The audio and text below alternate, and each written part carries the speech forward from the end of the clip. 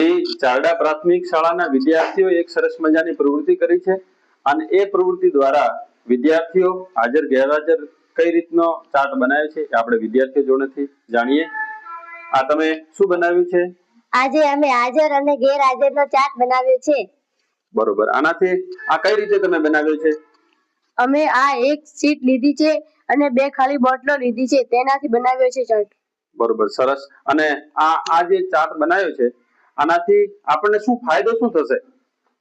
આમાં હાજર જે વિદ્યાર્થી છે તેનું આ ખાના મૂકવામાં આવશે અને ગેરહાજરનું આમાં મૂકવામાં આવશે। આજે કોઈ ગેરહાજર નથી। આજે કોઈ ગેરહાજર નથી એ તમને ખબર પડી ગઈ। અને જો ધારો કે આનો આ ફાયદો છે, પરંતુ એનાથી સવિશેષ ફાયદો શું થવાનો છે?